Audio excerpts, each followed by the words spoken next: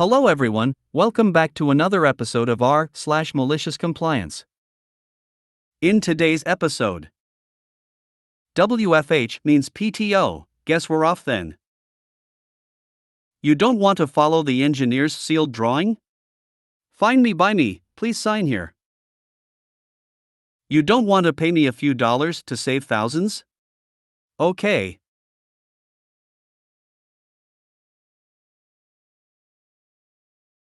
Before we get started, make sure to subscribe so you will never miss a video.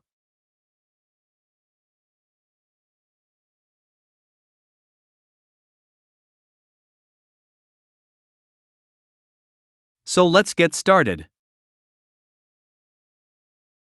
WFH means PTO, guess we're off then.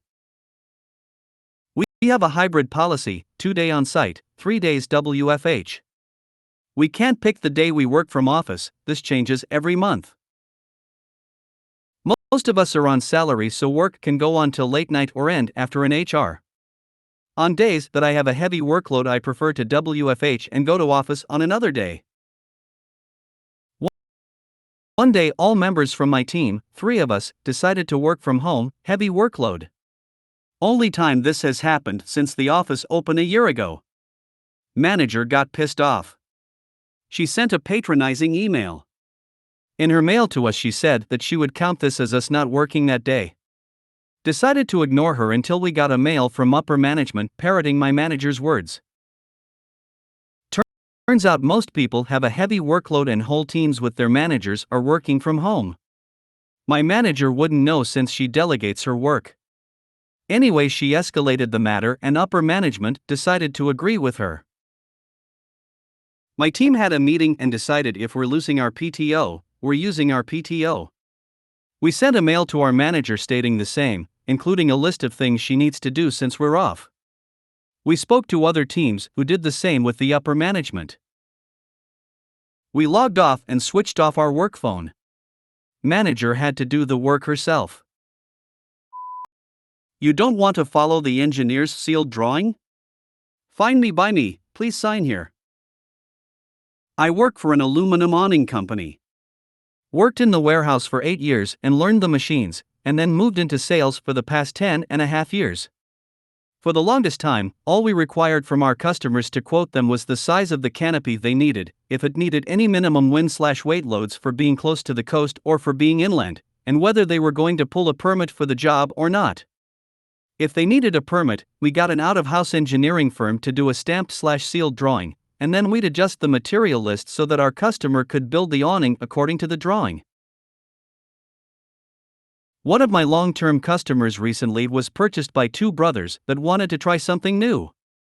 They had worked successfully in the tech sector, created some app, became wealthy, and decided to buy an aluminum awning company from the owner who was set to retire. At first, they were all right to deal with. They were sh*T heads. They had to be CC'd on every email to and from their own Salesforce, and would call to yell at me if I didn't CC back. They asked the same questions 200 times for each job, and would tell me, "We are you boss, we pay your bills." Really? Major sh*T holes, and my company considered not selling to them due to the time and effort each individual job required to get through. Now, we get to where they made the mistake that cost them around $100,000. This awning company did not do residential work at all, but instead did larger commercial jobs. Think of the overhead awnings you'll see over FedEx or UPS bay doors, or commercial buildings with window awnings/break area awnings. Covered walkways at schools and churches. One of these churches contacted the brothers for a series of walkways that were going to be nearly 2,000 lineal feet. Massive job. These were going over sidewalks, between buildings, creating a new drop-off area for the school portion, and smaller awnings for where teachers/parents would sit at the playground. The church wanted it done above board, and told my customer we need a permit for all of this. So that's what they did. They gave me the information, I got the engineer, they worked out the details, got a price, paid it, and within 3 weeks, we had a set of drawings. These drawings included 6 inches by 6 inches extruded aluminum posts, as the awnings were going to be 14 plus feet in the air at some points. These are $700 plus posts, depending on color and paint. My customer did not like that. Brother P. Mysterious. Hey. About that church job. I need you to switch all the 6-inch by 6-inch posts to 4 inches by 4 inches. We're going to save the church some money, and we have an engineer that vouches for the 4-inch posts. Me, do you have a stamp or seal for this engineer? I need to quote it according to the drawing, but if you have another one where it was Chan. Brother P, just switch it over, Mysterious. We'll handle it. Q Malicious Compliance. They had been annoying and hounding me for this job and many others. So I switched 56 to 24 foot 6 by 6 posts to 4 by 4. I sent the quote back with the extra line on it stating material changed from engineer's drawing per customer request. Printed out the email and took it to my boss to check off. She asked me the usual questions and informed me that if we sent this job out, we would not accept any returns since it was a customer's request to change from sealed drawings.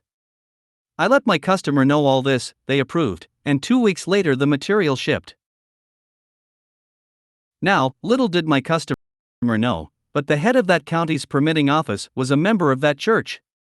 Saw the construction going on over the weekend, and when he finally went back to his office, asked around for the permit for his address.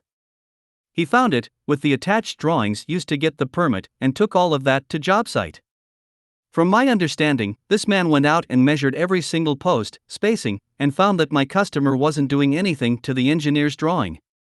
The last I heard, he made them take everything down, refill the holes for the posts they drilled in the wrong places, and basically made them start over. I have never smiled as hard as I did when Brother Pete called me, asking to return the posts and switch out for the 6x6. Unfortunately for him, we don't take back material that's been cut/installed/ or has screw holes, and that he signed the quote stating the changes per his request. It took them another month to finish the job, and I only wish I knew if they broke even or not. You don't want to pay me a few dollars to save thousands? Okay. I used to work for a company about 15 years ago that involved constant travel every month, both domestic and international. We were based in New York, but a lot of people lived all around the US, which worked out since we rarely had to travel to New York if you played your cards right. There were two main ways of making this work. You could volunteer for an assignment before your normal rotation started and they would fly you from your home to the work location, or if there was work at/near your home location at the start of your rotation you could just start at home. If you did the second option, they would pay you, at a reduced rate, for the time it would have taken to fly you from New York to your home city where you're now starting your rotation. The travel pay was minimal, it was paid 1 hour for every 3 hours of travel, but it was a win/win. The company saved money on airfare and you got to start close to home. I was living in Hawaii at the time. There was a lot of work in Hawaii, so I was fully taking advantage of the option to start in Honolulu. Since it was a roughly 10-hour flight from the East Coast to Hawaii, I got paid about 3 hours and the company didn't have to buy someone airfare to get there, win/win. This company could be very petty and aggressive towards its employees at times. It was a really strange company culture. They would fire or suspend people on a whim along with other questionable practices. For example, I witnessed 2 employees get fired for being in minor fender benders with minimal damage and no injuries.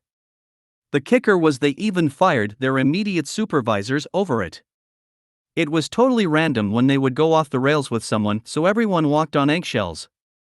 It was a terrible place to work and I was trying my best to find another job, but the job market wasn't that great at the time.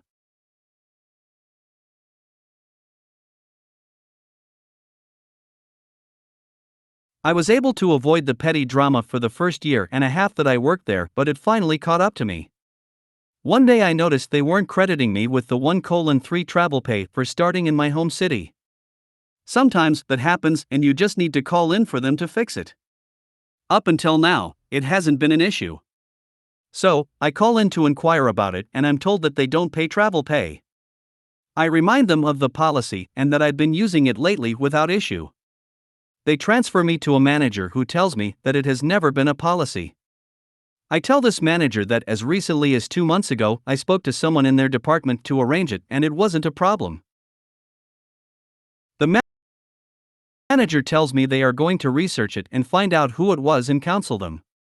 At that point, I remembered the person I spoke with 2 months ago was this manager. So I informed them that they were the ones that fixed it last time. Their response was, "Oh, well, we don't do that anymore." I said okay and ended the call. Apparently, I pissed them off somehow. I have my suspicions of what happened, but whatever. Malicious compliance activated. The next month, and just about every month after that, I volunteered to start early for an assignment in Germany. Now, instead of paying me 3 hours of pay for the flight I don't have to take, they are now paying the pay and airfare to fly someone else to Hawaii while also paying for my business class airfare from Honolulu to Germany, along with the pay for the travel. They're paying several thousands of dollars in airfare to save paying me $100. I kept this up until I was finally able to quit about 6 months later. I got a lot of airline miles out of it as well. They also had a policy where if you were working in a place where they knew you lived or had friends/relatives that you'd stay with, they wouldn't pay you the per diem if you canceled the hotel reservation they had for you. So everyone would just check into the hotel and then go stay at home or with friends/relatives. Now, instead of saving money on the hotel, the company was paying for the hotel and the per diem. This kind of thinking was common at this company. If they thought you were getting something too good, they would spend all kinds of money to make sure you didn't get anything, even if it didn't cost them anything or if they were saving money in the process. A few years after I left, the company ended up going out of business. No doubt thanks to their short-sightedness and mismanagement. If you made it to the end of the video, thanks for watching. Don't forget to like, subscribe and share, and we will see you in the next video.